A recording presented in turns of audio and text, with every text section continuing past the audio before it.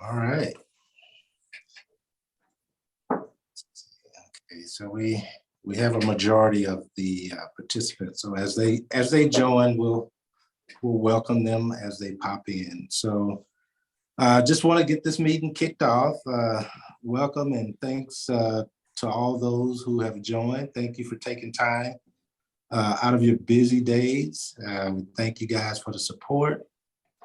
We have a dynamic speaker today. As always, I enjoy speaking with you guys every month. But we're gonna jump right in it and we're gonna go. So again, I always talk about the committees. To our members, we have a new committee role, technology, as well as education. The technology chair is mostly, content, educational content.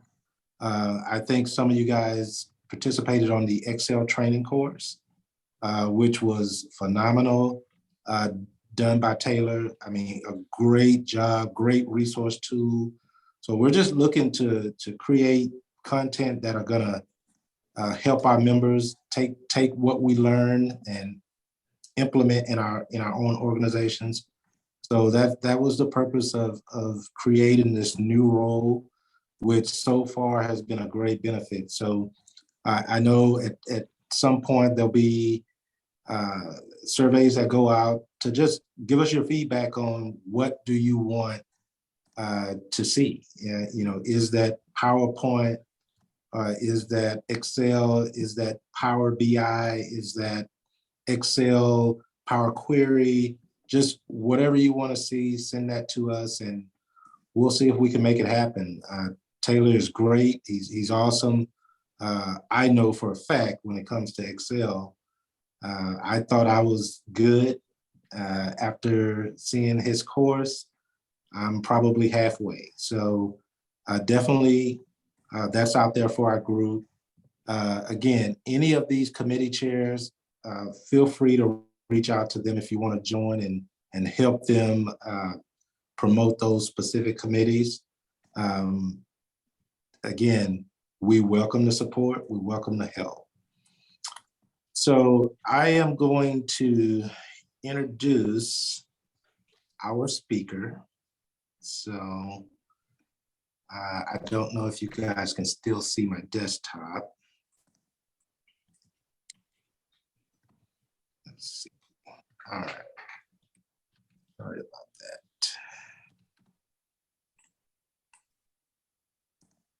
Okay, so, all right, here we go. So have you ever wanted to ask something and stopped yourself? You're not alone. You may have read Linda's bio. She's the go-to expert for negotiating everything from big deals to work drama. You probably saw that she's a TED speaker, a TEDx speaker, and an author who has written 20 books on leadership and negotiation, including our feature today, Acts Outrageously, the secret to getting what you really want. So however, although she is ranked as one of the top 10 global gurus in negotiation, she still can't seem to negotiate the TV remote control from her husband. So please help me welcome the mother of two, a certified speaking professional, and a recovering attorney, Linda Swindling. Yay! I hope I did some justice on that. You did great. You did great. Right. Yeah, no, that's great. Thanks, Tim. How many of you took the assessment? How well do you ask? Did you even see that to take? No? Okay. Well, when we get done, if you want to, you can copy that and I'll also be able to send it to you in a link and you can take it. Because what I'm really interested in is how well do you people, the people that negotiate all the time, how well are you negotiating, and especially how well are you asking? And we are going to spend all of our time really concentrating on what I think makes the biggest difference, which is asking outrageously. So those outrageous questions, and seeing what might stop us, what might not, just out of curiosity, show of hands, or you can write me in the chat if it's you. How many of you think you do pretty well at asking? You're a master requester, you're pretty good at it. Let me see. Shelly's looking off. Yes, Glenda. Adam, where are you on this? Yes, so. Shan's kind of. Joseph, are you a master requester? Brian's got no problem. Jeff, what about you? Yeah, Tim? Yeah, pretty good. Okay. And Shan, Lisa, Carla, Dominique, Michelle, put in the chat, or you can come off mute and tell us, how do you think you're doing on asking? I think I'm pretty good at it, actually. Pretty good. Okay. So I do want you to take that assessment then and tell me if you're good in all of the different elements. I thought I was a pretty good asker. In fact, I thought I asked pretty outrageously. I thought I could stand up for myself, and outrageously means not obnoxiously, but asking outside my comfort zone. And then I went with my friends to the taping of a television show. Have any of you done that? Where you've gone to a television show, been in the studio audience? Shelly's nodding. Shelly, what show did you go here?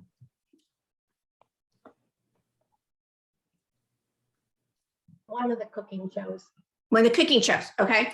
And in the show that you went to see, did they have someone come up and warm up the audience first? They had the comedian, and they even taught us how to clap and laugh, which is no joke. Well, that's what happened in California. I was there with my buddies, and I'd kind of been tipped off that I might be able to ask for things. Carla's like, yeah, I can ask for a lot if I believe in what I'm asking for. Terrific. So I thought the same thing, Carla. I thought I could ask for pretty much whatever. And guess what? Out came the host, and he asked for questions. And the host, are you ready for this? Was Jay Leno from The Tonight Show. And as I rose, as my hand rose in the air, you're not gonna believe it, Jay saw me first. And he said, you, ma'am. And so I stood up and I did something that many of these negotiators on this call have done, which is that like me sandwich. Do you know what I'm talking about? You say something nice, you ask them a nice question, or you compliment them, you go for what you want, and then you close it off. Or maybe you've done it like in performance appraisals. You tell them, we really like you as an employee. Here's all the sucky stuff you do wrong. And then we close it off with and we really want you to do well as an employee. Have you ever had to give a conversation like that, or maybe heard one? So that's what I did. I did the like me question. So Jay said, yes, you, ma'am. I stood up and I said, Jay, what's hard about your job? Knowing that he was going to say, well, I have to learn all these people's names. I have to memorize, all this dialogue. I have to be on for 5 nights a week. And Jay did what Jay should. He made a joke. He said, well, I get paid a lot of money, get to meet a lot of interesting people, and I drive really nice cars. Audience laughed. And before I could slide in and ask him for what I really, really wanted, what did Jay do? And you, ma'am. And he went over to the audience. And I just sank, because that's not what I wanted. I wanted to do the nice ask me question and slide in what I really wanted. So I sat down, and she stood up, and what did she ask for? Yep, exactly what I wanted. She said, Jay, can I have a picture? And he said, yeah, come on down. And as she's coming down, whee! He turns over, looks back at me, and he smiles at me and he says, that's what you really wanted, isn't it? And I nodded, and I started to stand up because, he's a pretty nice guy. So as I'm starting to stand up, he does this to me. And he said, well, she asked. Got another laugh. By that time, she was down. She got her picture, and off she went. Now, I felt terrible. Is anybody else feeling terrible for me? You can write in chat. Yes, Linda, poor Linda, sad. I feel so terrible. Thank you, Shan. Thank you for the love. I appreciate it. And Adam, thank you for nodding. Shelly's just laughing at me. That's okay. I'm all right with that. So I did feel bad. Don't feel too bad for me. I got in the group picture. Do you see me? Right there. I'm over his shoulder. My friend Marilyn and Gail snuck in beside him, but I'm right there. Now, some people, getting a picture with Jay, thank you, Tim. Some people getting a picture with Jay is not a big deal. For instance, this guy up here, he doesn't care. He doesn't care where he is in the group. He's just happy. Look at how happy he is. He's actually standing next to people he doesn't know. How do I know that about that guy? That is my husband. He does not care. It's not his thing. It's not his big ask or wanted. He is happy to be in the group picture, but that's not what I wanted. What I wanted, which was important to me, was to be in a picture just with Jay. So negotiations means knowing how to ask. And the first rule to that is, if you see the opportunity and you're first, you got to ask. So my question to you is, how well do you ask? And that means, what are you aware of? What are you seeking knowledge about? And what do you need to know? And later you'll take this assessment online. And that assessment, you'll be able to go through and say, yeah, I'm good at this. I'm not great at this, whatever that is. But when you're looking at, again, are you good at asking? If you see the opportunity, if you are the first, you raise your hand and you ask for exactly what you want. Do not ask for something crazy like I did. Don't do the little ask me dance. Go ahead and ask. Why? Well, a third of us saw something big to ask for and we let it go by. We saw somebody else get it. And usually those opportunities, there's only one. Maybe it is an opportunity to go overseas. Maybe that was something you wanted to do. Maybe it was to go out on a prom date. Maybe it was to get a promotion. Maybe it was to work in a certain area. But there was one opportunity. It was big to you. It mattered to you, and we let it go by. Now, how do I know those statistics? What do you think? I asked. I am a little bit of a skeptic, which I know some of you on this call are. You wouldn't do the job you're doing. And I don't quite believe what other people say. So I do my own research. And we asked over 1,000 people, almost 1,200 people, why do you ask? Do you get what you want? How well do you feel? How comfortable do you feel? I definitely don't have the hands go up usually that all of you had. When I have that many hands go up, yep, I'm pretty good at this. I'm great at it, whatever. What I do is I ask you to do something else. I ask for you to be also thinking about the person in your life that doesn't ask well. And there is always someone. And I'll tell you again, how do I know I asked? So when we did the research, one of the things we said is, how comfortable are you asking for yourself, asking for others? And about 4/5 of the people said, yeah, I could use some help. Actually, all but 3% said, I could always do better. So we know that there are many people. And if you're that, 1 out of 5 that does well, or maybe that top 3% that has no problem whatsoever, you're probably surrounded by people that at times can drive you crazy. Why didn't you ask for that? You have every bit as right to get that. Or could you have asked for more? Why didn't he? And how many of you, thumbs up, or you can say yes in chat, have someone you really care about that doesn't ask for themselves? Where are you? Yeah, thumbs up. Yeah. And it's frustrating to you because it does come easy to you. And you think, why shouldn't we do it? So I want you to think about what your intention is. So back to that ask, what are you aware of? What are you aware of today? What do you want to learn? You master requesters, you people that know how to negotiate. What's one thing you want to learn? And what I'm going to do is I'm going to call on people. You can type it in the chat if you'd like to do that. What's one thing that you're aware that you would like to, you have an intention of, something you would like to learn, or some reason that you showed up? Shelley, who is laughing at me, what's your one thing that you wanted to learn from this?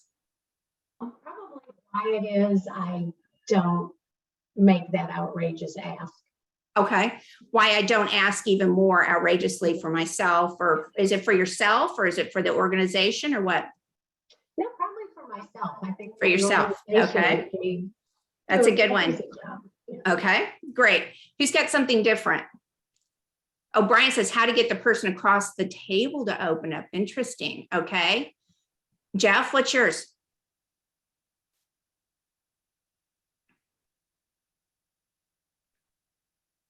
You're on mute, which I know was the catchphrase for last year. And we will, there you go. As a project manager, you're always looking for new ways to ask questions, Okay. Ways to come at different groups, different people. And even for myself, in my career, there's been very little that I've asked for. People talk about going in and asking for raises. I've never done that before, ever. Okay. So it's kind of multiple areas I'd like to get better at. Okay, so what I'm hearing is for most of you, and tell me, Lisa and Linda. Lisa, what do you have? And I see asking better questions too. Lisa, what would you like to get better at? I mean, I'm used to praying audaciously, so asking a customer or my employees is not, I mean, I've got a couple of my employees on here. They'll tell you that I always say, did you ask that? Did you ask that? So I probably over ask. So maybe I'm just trying to get a different perspective on it. Okay, so the fact that you do ask and you're asking, what drives you crazy about people not asking? What has bothered you in the past?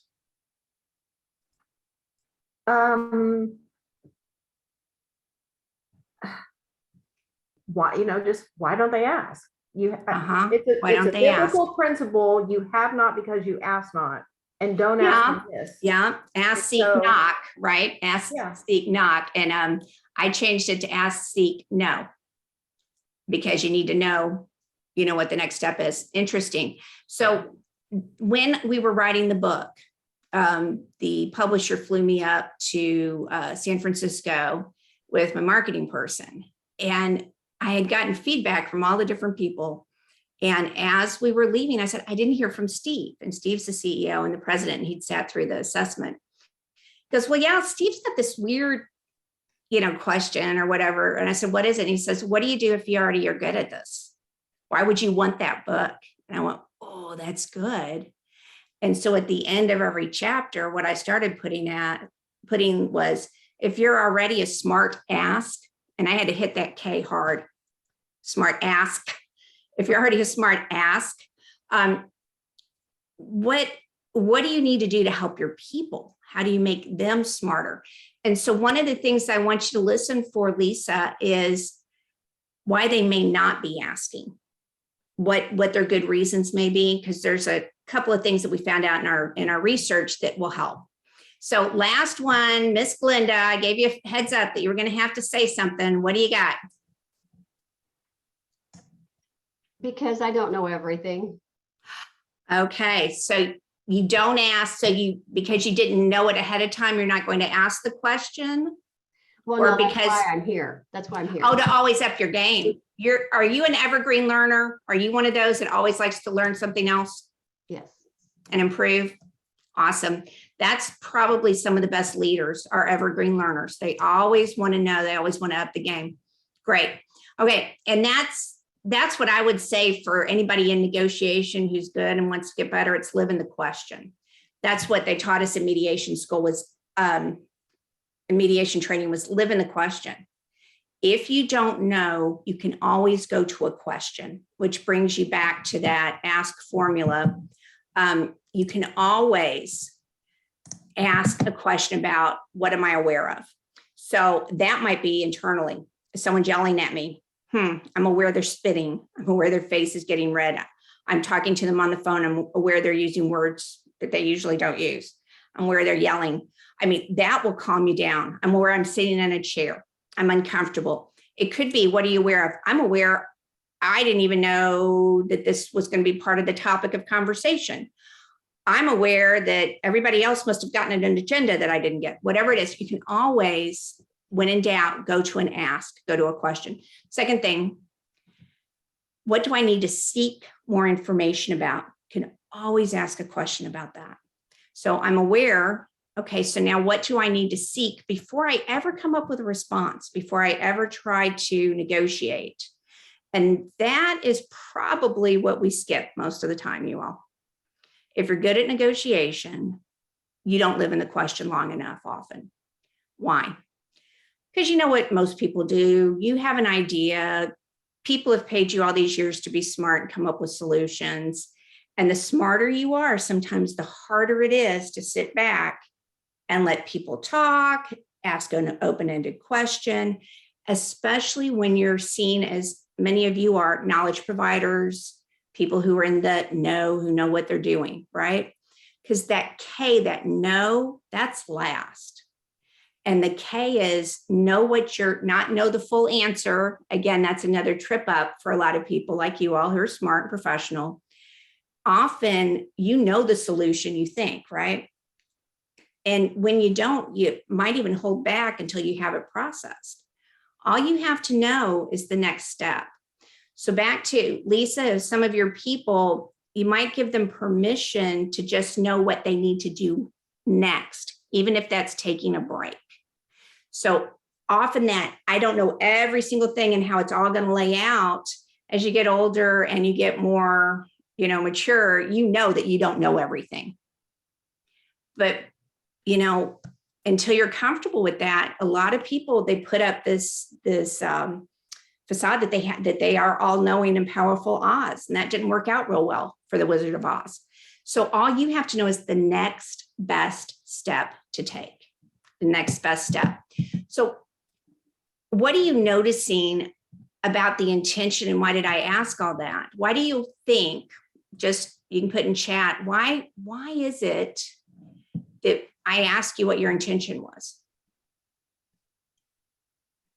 Just because it would be a good way to start, and I could kind of blow off some time since we don't have much time. What do you think it is? Adam, go.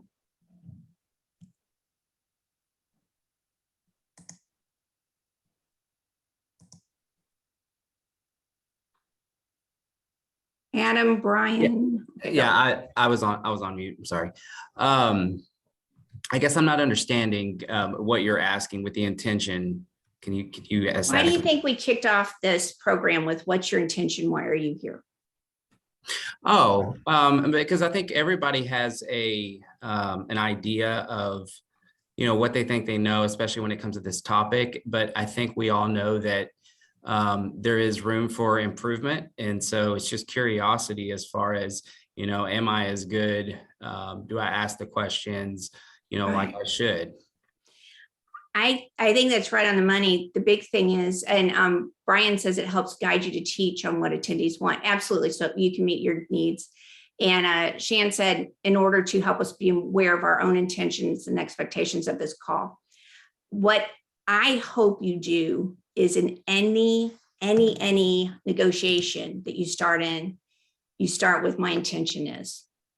My intention is, or you can ask people, what's your intention for our meeting today? What's a win for you? What are you trying to get out of it? Why? Because by listening, I've already adjusted what I'm going to not present, what I am going to present. And that's probably what happens for many of you if you ask that open-ended question. What you thought was important to them is not even. They don't even care. Has anybody had that experience where you've gotten all prepared and all worried about something and they don't even know about it, care about it? And then the thing was, if you hadn't asked them questions, you would have never known. So what I'd like you to think about is, what is it that I'm there for? What do I think is the reason they're there? And then what do? Do you just assume that that's the right reason? No. What should you do instead? You ask them, is that why you're here? And they'll say, yep, or no. And they'll tell you, and they'll be shocked that you even ask them. So many times I'll say, why am I here at this consulting agreement, consulting day, whatever, what is it that you want? Now that this is the crazy thing, this is where the parents and the grandparents love this one site or this one quote. You ready for this? Manners matter. I'll say it again, manners matter. 1/3 of people will turn you down, flat out turn you down if you're not polite, if you're inconsiderate. Do you believe that? Isn't that crazy? I see these when I'm speaking at some of these conferences, you'll see the grandparents taking this out. I told you, grandson, you need to do this. Yeah, manners matter. People will not even listen to you if you're rude, at least 1/3 of them. And so that's an easy. Being polite has really, a lot of people aren't as polite. They're not as considerate as they used to be for whatever reason. One thing is I was thinking about your group and what you all do. I don't always give everybody this particular piece of advice, but for you, I wonder, how can you say yes? How can you say yes? And why I'm saying that is many of you probably feel like you're saying no a lot. Is that right? People come to you, they want you to get something for them. They want you to follow, you're saying you didn't follow procedures, you can't do this, or you're negotiating with someone and you're telling them, no, we can't provide it that way. How many of you are feeling like you say no a lot? Anybody? Or you give rules a lot? A way around that is to say, tell me what you're seeking. What is it that you really want before you shut them down?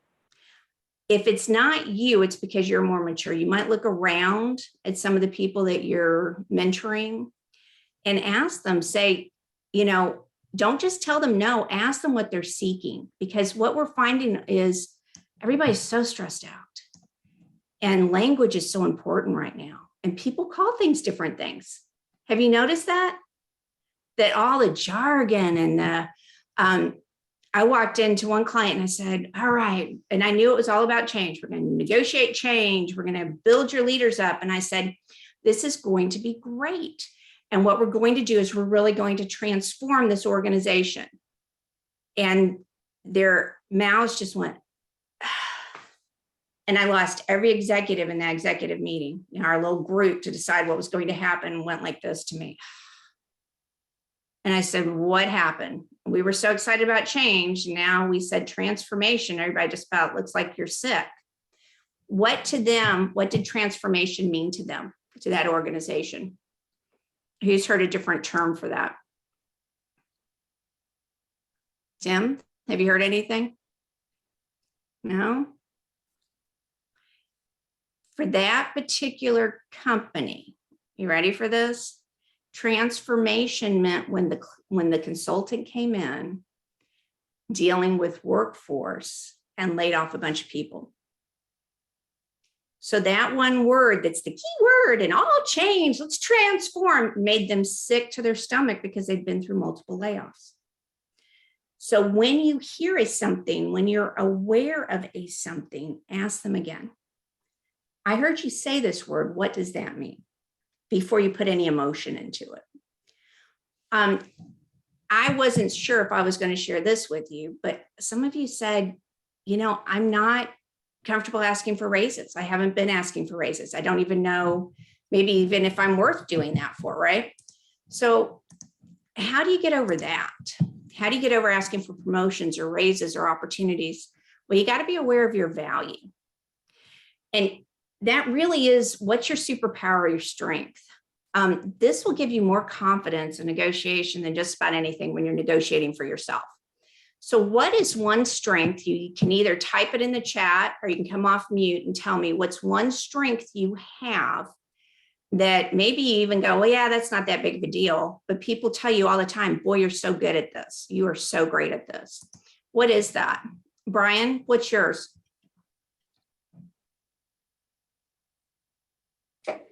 Can you ask that one more time, please? I'm sorry. What's something you do really well, a strength of yours? And maybe you even kind of say, well, I'm not that great at it, but people always tell you. So Tim says critical thinker, organization, attention. maybe disarming people or just making them feel comfortable to be themselves and just to open up that I don't have like an ulterior motive? Yeah, so people trust you and you're approachable and they believe you, right? That's hard to teach, isn't it? When you just have accepted it probably, but boy, there's a lot of people that others don't trust. You know, people you don't trust just when you meet them, don't you? So and I'm going to read some of your direct messaging me. You should be bragging to everybody, but so I'm going to read them out loud. So there you go. So we've got an organization, attention to detail, being a likable person, a people person. Yeah, when I was an attorney, people used to say, you can't be an attorney. You're so nice. You're so sweet. Well, I'm not sweet. I'm kind, but I'm not sweet. I think what they were saying is you're approachable, just like you, Brian. Is being approachable good as an attorney? Only if you want more clients, only if you want business, right? And for people to refer you. People tell me I'm good at perceiving and reading others on the team. Wow, that's excellent. That's Jeff. I'm telling, because you should be telling other people too. Where you could probably be of really good benefit, Jeff, to somebody else is say, hey, why don't you take me with you on that next negotiation, that next talk? Let's tag team them, or I'm going to bring you and I'm going to watch them. When I was an attorney, we used those people as jury selection people because they could read people and they would say, yeah, she doesn't like you. And the attorney would say, well, they're in the right political party and they said the right things and they have this many kids or whatever. And the jury selection person would say, does not like you. But they almost were, and Jeff is laughing because you know what I'm talking about. Who is this? Janie, you're a great listener. That may be asking questions and then closing your mouth to listen to the responses is the secret of great negotiators, the secret of it. Michelle, people skills, make everyone feel like they are important and always have a great attitude. Wow, yeah. One of my friends, she said, everybody has tattooed invisibly across their face, make me feel important. Make me feel important. So that's a secret power. So why do we need to know that? Some of you didn't put anything in, so you can be thinking about it. Daniela, you can put something in the chat or you can come off mute. Carla, I'm not seeing yours. Why do we want to know that? Well, whether it's to go for a race, to get on a team, to have an opportunity, your superpower stands out to other people, but you have to claim it and you have to speak it out loud. That's what gives you confidence later to ask on behalf of yourself. So this is Zoe, and she adorable, so cute in her Batwoman costume. Don't you love that? Her dad's a friend of mine, and she went to the Halloween party. And what do you see? A sea of princesses, right? Zoe stands out with her power to show up like Batwoman. So what is that power? Yeah, use your power to your advantage. The other thing is you may have to tell people, you know, my power really is observing how everybody talks with this team. My power is really thinking up the questions. My power is really this. You may have to say it over and over again because people may need to hear it to remind them.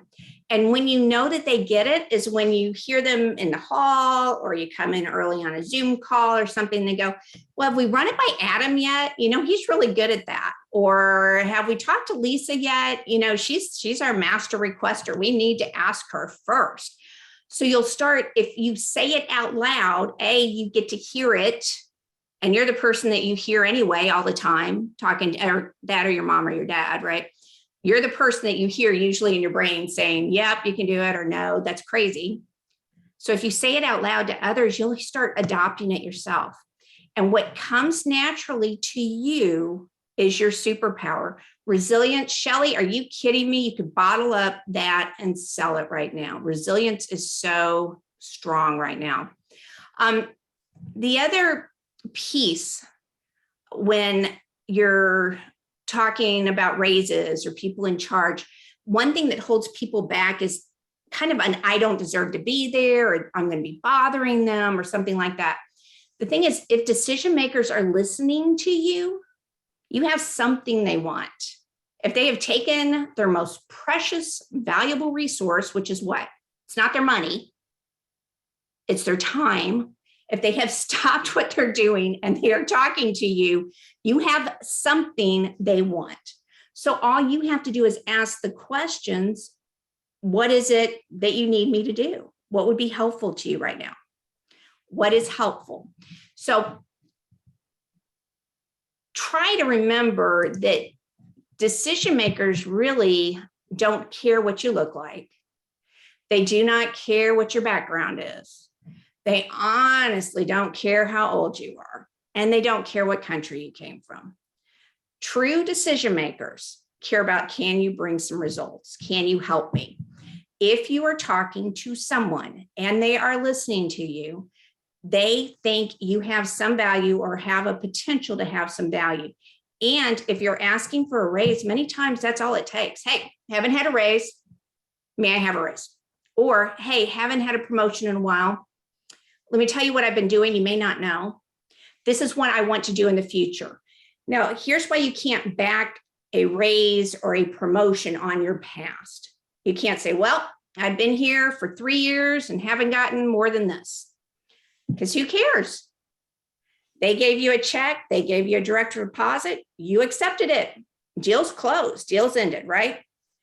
However, you can use that background as and this is what I'm going to do. So like I did in the past, with these things, I'm going to do in the future.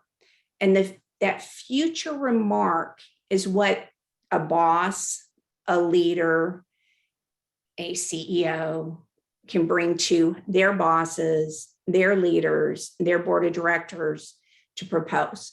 It could be a project. It could be, I want to purchase something that that you usually wouldn't. I want to purchase these kind of services. People keep approaching me, this software, this training, whatever it is, right? It could be something like that. And all you have to say is, I've looked at it and it's great. And then you shut your mouth. You say, can we have it? And if they say yes, then you get to stop talking. If they don't, then you say, what else do you need from me?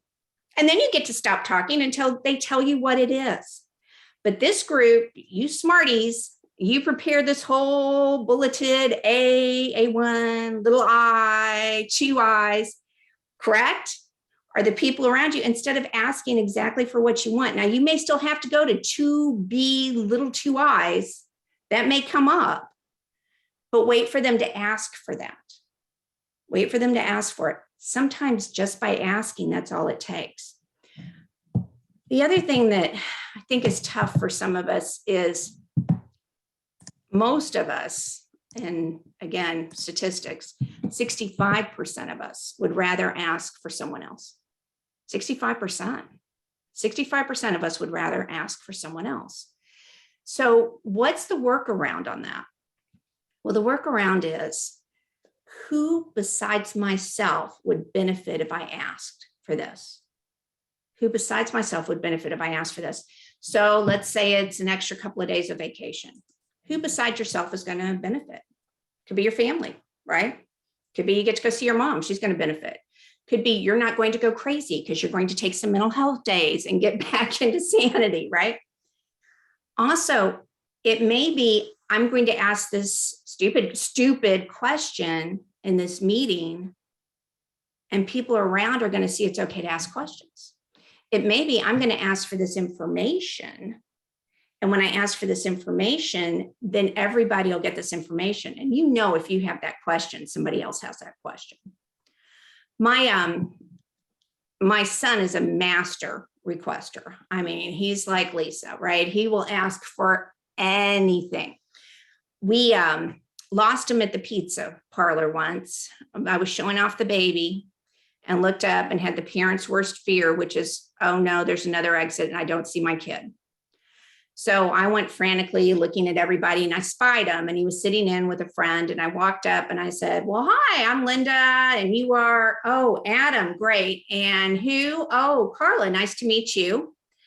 I'm Linda, great, thank you. And this is, who is this? Oh, this is Sean, good. All right, so how do we know you? through church, through Montessori's little program. He's probably 5 or 6 maybe. Cub Scouts. No, Parker just came up to us, told us he was hungry.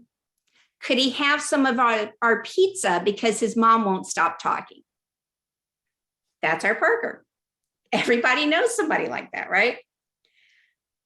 On the opposite side, because it's just funny to be given the opposite kid too, right? On the opposite side, we have our Taylor. And Taylor, when she was about 3 or 4, would not talk to a soul. She actually didn't start speaking until she was 3, probably because her brother was doing all the talking for her. And she would Velcro herself to my leg. Does anybody have a child like that or ever seen a child? Maybe you were a child like that. So Taylor and Parker and Greg and I, my husband and I, went to Parker School Carnival. And there she was, Velcroed to my leg. And finally, she sees something she wants at the carnival. And it is a pink and purple butterfly tattoo. And not a real one. I know, Dominic, you're thinking it's a real one. It's not. It was a fake one, but it was on this little girl's cheek who ran by. And Taylor says, I want that, We said, terrific. There's the booth. Here's your tickets. We'll, and she just would not unvelcro. And so I gave her a great motivational speech, and she was not buying a word of it. Finally, her dad got down on her level and said, look, Taylor, mommy and daddy don't want a pink and purple butterfly tattoo. If you want a pink and purple butterfly tattoo, you need to take this ticket, go over and ask. We will be right here and you'll be fine. And so reluctantly, and I mean reluctantly, she went over. Now, about 15 minutes later, she came skipping back. And why do you think that was? Why? She got her pink and purple butterfly tattoo. That's one thing, but why else? Well, Just proud of it. Yeah, and proud of asking, Adam. And for the rest of the time, I mean, we ran out of tickets. We had to take out a second loan on the house, buying that kid tickets to go to all those different games or whatever. Yeah, she asked for it herself. And that's probably the thing when you are holding yourself back for negotiating for yourself and asking for yourself, you got to remember nobody else is in charge of your career, nobody else. And if you're like Lisa and you have the capabilities of asking for yourself and you do real well with that, you may need to be like my husband, get down and look at somebody at their level and say, you can do this. I would not have given you this job if I didn't think you could do this. How are you going to do it? Walk me through it. You could do this. Go ask, go try. And you might have to encourage them to make some safe asks and get used to it so that they do it. So one other thing that you all said was, why you didn't ask. And Daniela, you're saying, yeah, being easily approachable. Her team appreciates that. And she has an open door policy that approachability, people don't realize what a big value that is, because then they tell you the truth as opposed to being afraid of you. A way to know that you've got that ability is if people trust you and feel comfortable with you is when you've made a mistake. And we have all made those mistakes. And you send over the contract, you email over the contract, and you go, oh, no, I sent them last year's version. The pricing's wrong. Oh, no, oh, no, oh, no. And you just freak out and you pick up the phone and you say, I sent you the wrong contract. And the next words out of their mouth is what tells you if you've built a trusted relationship. If the words are too bad, so sad, you blew it, you have to live with this, they don't trust you, or they're not trustworthy. You don't ever need to do business with them. Or if they say, I wondered about that, or no problem, we haven't done anything with it, just send over the right one. That's not a problem. We're ripping it up now. We're deleting it right now. Then they trust you. And I'll tell you, most people, if I ask that question and when you go through that assessment, most people are not trusted like that. So those of you who have that approachability, that's amazing. Another question on that ask is, what do you need to seek? What do you need to seek? And the seeking is, why don't you ask? So why don't you ask? What do you think it is, Glenda? Why don't people ask? Glenda, Daniela, They may not feel worthy, or they're Right. not sure what they're asking for. all right. Very good guesses. Thank you for playing. When I asked this question, because again, I'm skeptical, I don't believe it until I see it. I said, why don't you ask? These were the top 3 answers. What if I don't use the right words? Just kind of that, what if I overwhelm or bug the person? Or what if I look stupid or embarrass myself? Which is a lot of that. And then what if I hear the word what? No, there you are, Adam. Uncomfortable and scared of a no. Would it help you all? Would it help you all if I helped you overcome the no? Yeah? Okay. I want you to listen to this word right now. This word. You ready? And you can close your eyes if you're not driving, if you really want to get the impact. Here we go. No, you cannot have that. No, that is a crazy ask. No, no, no. All right. Open your eyes or kind of nod your, pat yourself on the back quickly. I'm watching some of you I can't. I'm just gonna have to guess that you're doing it. Did you survive? Did you survive hearing no? Yes, you did. Of course. The fact is, if you aren't hearing the word no, you are not asking for enough. I'll say it again. If you're not hearing the word no, you're not asking for enough. You're not asking for enough. The fact is, if you don't risk hearing no, you may never, K-N-O-W, may never know their reason, because your reasons are very rarely their reasons. Your reasons are very rarely their reasons. The thing with the no, knowing, if you ask and you learn something, you learn that you don't have that skill set. You learn you don't have that offering. You learn that they don't offer it. If you K-N-O-W, then you can correct that. Or you can say, okay, well, yeah, when you're looking for what we do, or when I'm looking for what you do, great, we'll get together again. The other thing, they may not know. So if you risk hearing the word no, what should you ask immediately afterwards? If you hear the word no, you should say, I heard you say no. Can you tell me about that? That's where the good information comes in. They'll say, well, yeah, you don't offer this, or yeah, you don't have that criteria, or you don't have that training. Happened with an engineer client. One of my engineering clients, I went in, I worked with their group, and guess what they said? She said, well, I asked for that position and that person's told me no 3 times. I'm a woman. I said, wow, really? Yep. And I said, great. So when you asked, they said, it's because you're what? No. I said, well, when you got turned down, what did you say? I left. And I said, okay. So could you go revisit with that supervisor and say, hey, I've asked for this position on multiple times, and you've told me no. Can you tell me about that? And she said, well, and I said, I double dog dare you. And so she did, because many of you, like her, are on double dog dares. So she went and she talked to the leader. The leader said, I would have loved to have given you those different opportunities. The thing is, you don't have the level of specialized training, that certification we need you to have. And she said, what are you talking about? And when he started explaining it to her, she started laughing. And she said, well, in the military, I have 2 levels above what you've just described. We call it this.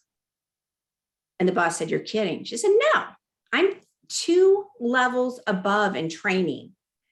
We just call it a different name. But see, she didn't K-N-O-W. So what happens is we assign our own judgment to why that happens. When I practiced employment law, many times the people in the office assigned, well, this must be why I was treated differently. This must be why I was treated poorly, because what I know and what the people around me know is this. This is why bad things happen to us. So once you say, can you walk me through it?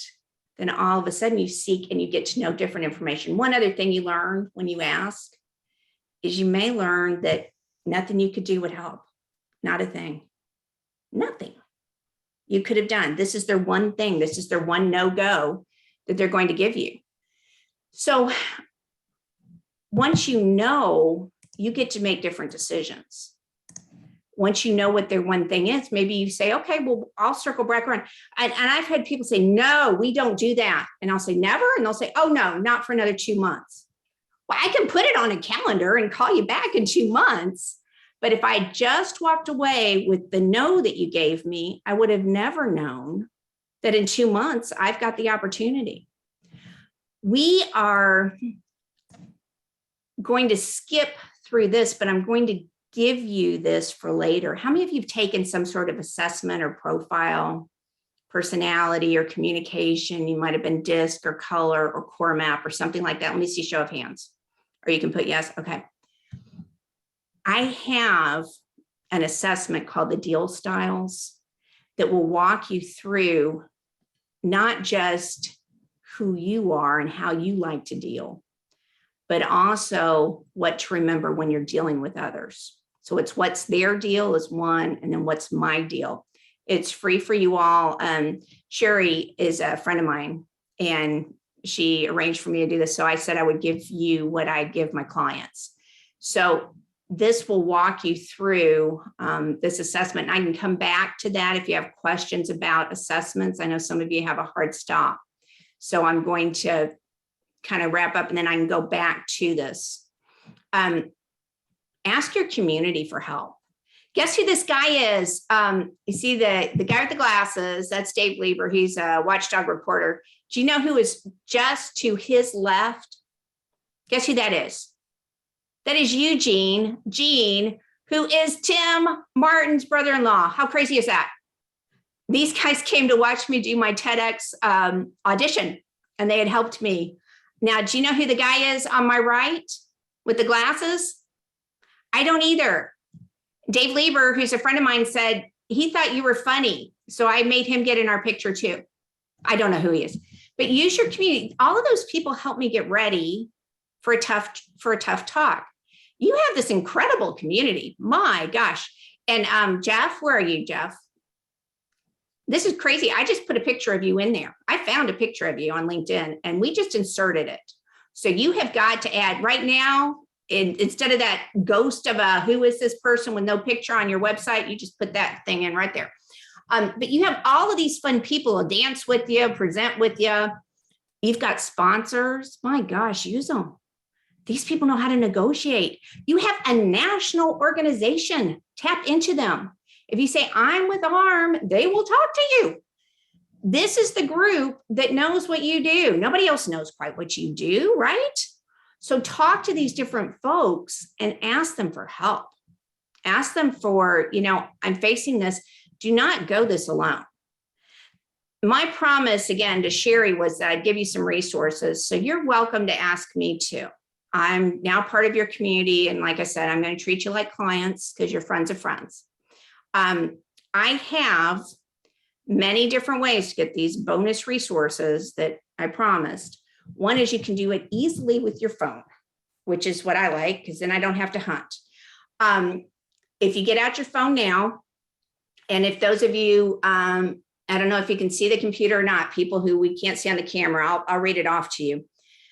In the to line where you would text somebody, put their name, instead you're going to put 55444, 55444. And then in the message, you put ASK. Hit send. It will ask you for your email. You will give your email. I'll let you do it now, because if not, it will keep bugging you. I know, for very good reason. And then it will ask you for whatever you want to be called. I don't care what, again, it can be Bubba. I don't care. It can be a letter. I don't care. But it'll ask you to make sure that you're not a robot. Who is this person? So Joseph, if you want to be Joseph, you type in your full name. You don't put in Joe, right? Type in Joseph. All right. Has everybody done that? Okay, I don't need to have that up there anymore, right? We're done. I'll put it in the chat for people who need to see it in the chat. I was telling Tim, this is what I did for my clients that wanted me to do an app. You can say no to other people. That is another bonus. You don't have to do every single thing that they tell you that they want you to do. My response to them was, I won't do that, but I will give you e-tips. And so if that is all you want, you'll get 3 emails from me. And it'll say, here's some bonus resources, here's some other stuff, and then it will go away. Unless you say, oh, say, I didn't put it in there, it's today, negotiate today. If you cannot text, if you're doing this from, I don't know, Peru, put in negotiate.today, and I'll take you to the same thing. You can fill it out. It says TOTA, but it's really today. All right. And what that will do is once a month after that, after you get your bonus resources, if you need more, if you're like, Linda, I cannot ask enough, I need more help. Terrific, stay on. If not, unsubscribe. I don't know. It doesn't hurt my feelings. I don't know who you are on that. I've asked them not to tell me. All right. So my super, super big challenge to you is to ask outrageously 3 times. I want you to ask, see that? Ask outrageously 3 times. 2 of them need to be business. 1 of them can be personal. Again, all you have to do is ask for something outside your comfort zone. Now you're saying, Linda, what's in it for me? And I don't blame you. If you do this, if you ask outrageously, just ask for something different than you usually would, maybe a little bit more, maybe someone take a little bit less. It can be chores at home if that's one of your personal ones. It could be delegating. Lisa, this is a perfect opportunity for you to ask other people to do stuff. Tell me, and you've got my email from when I send you the bonus tips. Tell me what you did. You've got until Monday, since this is a 3-day weekend. I'm giving you that whole 3-day weekend and tomorrow. Ask outrageously. Let me know how it goes. And if I think you did a really great job, I will send you a book. Now it could be Ask Outrageously. It may be this one, Stop Complainers and Energy Drainers. So ask outrageously and try that 3 times. 3 no's, that also qualifies. I asked outrageously 3 times. 3 people told me no. Report back. Let me know how it goes. People have gotten engaged. They've repaired relationships with family members. They've gotten buildings donated. One recovered $2 million as a $2 million collectible that she, her boss, and her boss's boss had written off from a dealership. Ask outrageously to see what happens. Now, then that said, sometimes you get an opportunity to ask outrageously again. And again, I will stay on after I wrap up this story for any questions, including deal styles, okay? So, yes, I blew it one time, but guess who came back to Dallas to do a comedy show at the WinSpar? Just take a wild guess. Jeff, you know who it is. Who was it? Jay Leno. Jay Leno. Guess what I asked? Hey, Jay, can I have a picture? Now, we did this strategically. I was very clear what I wanted. We called all 3 offices that could get in touch with him, his office, his agent's office. We also called his PR office, called them at least 2 or 3 times a piece. We did a whole social media campaign. And that's when I discovered that at times asking outrageously may look like stalking. Don't stalk people. So after we had to tell them that, no, I am safe, I did indeed get my picture with Jay Leno. And not only did I get my picture taken with him, I got to go backstage and talk to him. And not only did I get to talk to him, I got to bring my friends. And look at how close old Greg is now, my husband. Do you love it? They talked cars. They talked the newest, greatest things. And there we were, because we did what? We asked outrageously. Hey, you all, this is my LinkedIn profile. If you want to connect on LinkedIn, that's great. If you send me an email. That's great. I look at everything. I answer them all. And now, so you can scan that if you want. Find me. There's only one Linda Swindling. Thank you. Thank you. Thank you. I mean, right. People are like, that's good. And now I will go back to questions and however I can help you. And those of you that have to go, we know that's all right. You go work. And the rest of you, I'm here for your questions. Over to you. What's your first question? Question and answer with the keynote. There you go. All right. Now take it off, Tim, because if they have a slide, I'm going to show it. They need something. All right. Who wants something? Who has a question? Just a comment. I've always heard that, when you get a no, it's actually it's usually a not right now kind of thing. So don't take no as like a final. It can be, or it can be a final no. It can you be, say, yeah. So you say, I heard you say no. Can you tell me about it? And what they may say is, I can do 57 and a half other things, but this is the no-go forever. And then what great knowledge instead of that person that bugs people all the time, right? So that's that no, not yet, not at this time, or no, it's a no. And I think that's a really good point, Adam, because some people say, until you die, you're going to be on my list or whatever. I'm going to keep calling you. Well, that's stupid, right? But a lot of times it's just not the right time. Just not the right time, or they have to think about it. When I became a named partner in my law firm, I suggested that.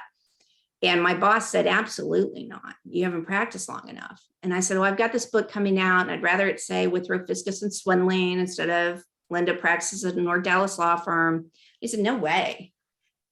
And then he went home and talked to his boss, which was who? His wife. And she said, our name's going to be in the book and everything. And so sure enough, he came back, he thought about it, and I got it. So sometimes it also has to be, you might get an immediate no. You start asking them and they start talking themselves into it, or they might just need to go away and think about it. I think, Lisa, some of your people might want an immediate response, and that doesn't happen a lot of times because you've been thinking about it for 2 or 3 months or a week or 2 or 3 hours or whatever, and it's hitting other people brand new and cold. So really good point, Adam. Anything else? Daniela, you've been extremely quiet. What do you got? Miss Approachability. I'm usually quiet. That's good. But yes, I mean, you ask about who has an easy time to say no. I have a very hard time saying no. Okay. So is it going to, when you don't say no, what happens? I feel like I have to take the decision. I have to get involved. I feel like my responsibility is hitting the ceiling. I have to do it. Okay, so is it because you're a leader? When you're a leader? Yes. Okay, let me give you an idea on that. When you have a problem to be solved, it is typically, and let me see if I might have even my example. You ready? Let's see. Oh, I do. There we go. All right. The monkey on your back. How many of you have read that Harvard story? If not, I'm doing it now. People will try to give you their monkeys, their problems. You already have your own monkeys, don't you, Daniela? I do. I sure do. Right? And they'll throw their monkeys at you. And what they're trying to do is negotiate with you to take their monkeys. Do you have plenty of monkeys of your own? I sure do. I don't need theirs. You don't need theirs. So that's a negotiation. And we won't spend much time on this, but the thing is, it is either your monkey or it's theirs. It's never our monkey, because then the monkey gets confused, right? So let's say you asked me to do something. What would that be? Give me a job. Do the report that I need to do tonight. Do the report. Okay. Linda, can you do the report that's part of your job that's due yesterday? Can you do it? And I give you all sorts of monkey excuses like, well, I don't know, and that's so hard, and my life's terrible, my car's broken down, and my cat's sick, and it's not pretty weather today, right? So I try to throw that monkey at you. The very best thing you can do is do what? What I say, when in doubt, go to a what? Live in the what? Question. Okay. So you say, wow, that's a lot. With all of that going on, Linda, how are you still going to get this report done? Give me back that monkey. With all of that going on, what are you going to do about getting that report in? Then it lands right back here with me. It's not over there with you. It's over here with me. All right. Watch those monkeys. Now then, you have to keep the monkey if you haven't given them instructions, if you haven't given them the tools, if somebody's bothering them and not letting them do their job. If I don't understand, that's your monkey. You got to keep that monkey. But if you've given me all that and I'm capable, I don't have a mental illness, I'm able, ready, willing, and able, I'm just not doing it, that's my monkey. And the problem with you solving all my problems is then you become irreplaceable. You never get to get promoted. And you're holding me back. And that's what's going to get you to change. So you ready, Daniela? Yes. When you ask that question and force me to start making decisions, you've now put me on the path to leadership. Now you're starting to groom me to start being a decision maker. And you know that at your role and the roles above you, they can't do it if they're told exactly what to do. And so you encourage them, just like Greg, you can do this. Linda, you can do this report. I've seen your work. Or if I have no clue, you say, well, give me a couple of ideas and I'll help you solve them. Thank you so much. Yeah, but not yours. You only get to keep yours, right? Right. Okay, one last question. What else do we have? One last thing. Joseph, look at you. What do you got? So thanks for, sorry I missed a few minutes of what your discussion, but I had to come back. So one question I have is clarifying with somebody. So when someone's going into something and then you go, so what I hear you saying, or help me understand, I always feel awkward saying, so if I hear you right, or it sounds very, this doesn't feel real to me. It sounds like I'm deaf or something. No, what you say is, I want to make sure I'm on the right page. Yeah, something like that. Even like I want to that make simple sure phrasing. And why? Why not? Because, oh my gosh, you have ADD. Someone's dog runs in, phone goes, the bird flies by the window, whatever it is, right? You can't remember everything. Say, I just want to make sure I understand what you're asking me to do. I just want to make sure I'm clear on what we're both doing. And then you repeat it. And then you say, and here's the secret. You ready? Yeah. You say, did I get that right? Did I say it right? Right? Then you don't say, well, did you understand? Because that says you're an idiot, you person. No, you say, did I say that right? Did I get that right? Because then who's that monkey burden on? Me. Did I get that right? Is that what we're doing? Okay, I'm going to write it down right now. Let's just go ahead and make that document right now. Because then I take the responsibility. The trouble that people have is with that, and we don't have time for deal styles today, but that and misinterpreting based on what's important to me. So if I like to make decisions, I'll show you real fast. If I like to make decisions and you like to accommodate, or you like to leverage, or you like to engage people, we're going to disconnect many, many times. So I always have to say, can you walk me through what you think? And I've done this a lot. Can you walk me through what you think I just said? Can you repeat back to me what you think I just said? It seemed very clumsy to me, what I just said. Or it seemed I just threw a lot of information at you. Can you walk me through? Can you tell me what you heard me say? It's critical with employees, critical with direct reports. Can you tell me what you heard me ask you to do? And then listen, because they didn't get it. How could they? Most of us, we go so fast. If you're a decision maker, you're not giving details. If you're engaging, you're not giving the leverage piece. If you're accommodating, you're not being strict enough or stern enough. If you're leveraging with all the details, you don't have empathy. There's always something you're going to miss out. And if you're in one of those, and you know, we all have a whole brain, but we get going. And when we get stressed, we're going to do our thing that we do all the time, right? And not only do you want to make sure that you're giving them what they want the most, and we'll do this another time, or again, you can take that assessment and I'll give you some of this. But also opposites a lot of times have problems. And you've probably heard that in some assessments. People who like to decide often see an accommodator as someone who's, you know, weak or indecisive. Whereas accommodate people often think someone who decides is really manipulative or pushy. People who engage go, oh, I can't even listen to all these details. Where people are leveraging are like, they are so flighty, those people who like to engage.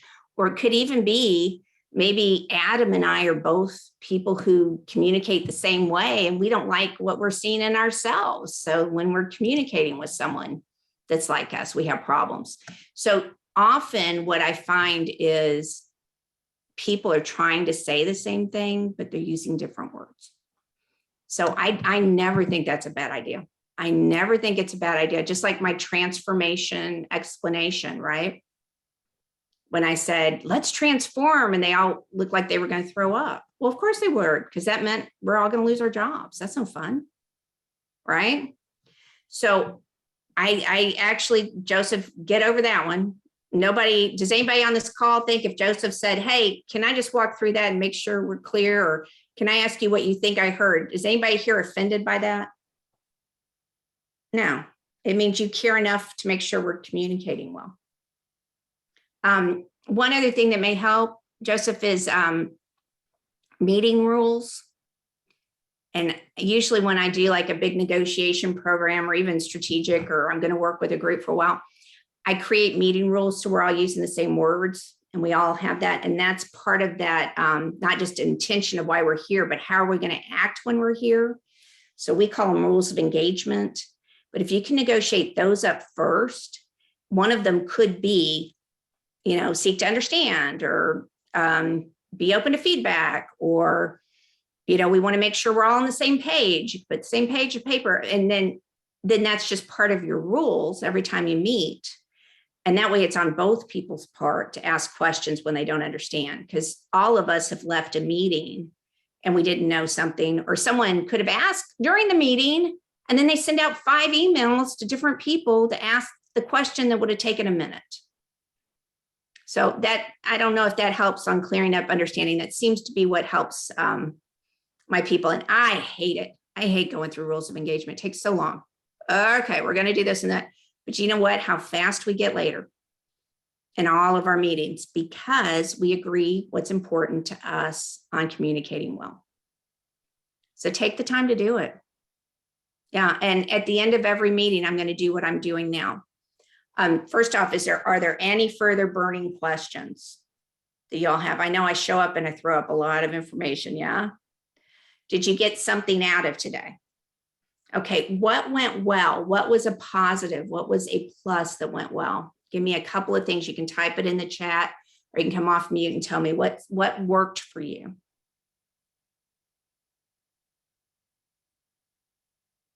What would that be? Lisa, what was one thing that worked well for you? Joseph, to live in the question. Yeah, good. Engagement, keeping people engaged, good. Ask, ask, ask. Yeah. If when in doubt, you ask, and then you ask again, then you ask a third time. Good, Adam. Okay. Anything we could have changed? I would have loved to make sure that you saw to take that assessment to maybe get you thinking. So I'll make sure you get it. Carla, you like the superpowers? That's terrific. In the book, what I did was I just listed a bunch of them. I believe they're on the website too. And you get to just play and see what your superpowers are. Good, Adam. That's identify them. And if you don't know what they are, I did that with my clients. I said, what are my superpowers? You know, that's not how I asked. I said, what's one quality about me or one characteristic about me that helps, you know, or has helped you in your organization? And they came up with some stuff that I never would have dreamed of. So you might want to ask, you know, what is it that I add to this team, or what is it that's a superpower for me, or what is it that I bring to the table, or what's a characteristic? I never would have thought safety. People feel safe when they deal with me. And I went, okay, that, I don't know how you market that, but that's, isn't that interesting? And you'll find somebody will say something interesting. Oh yeah, don't avoid what you really want, or you might miss your picture opportunity. That's right, Adam. That's right, because they don't always come around. Hey, you all, thank you so much. I love what you do. I appreciate you. I double dog dare some of you, double dog dare you to go out and ask outrageously 3 times and let me know how it goes. And Carla, thank you for the relentless and persevering. Thank you so much. You all take care. I appreciate you so much. Over to you, Tim. Thank you.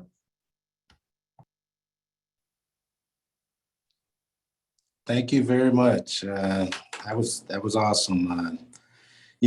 Just listening to the presentation, I'm sitting back thinking, I can actually use some of these techniques, on the personal sides. Oh, yeah.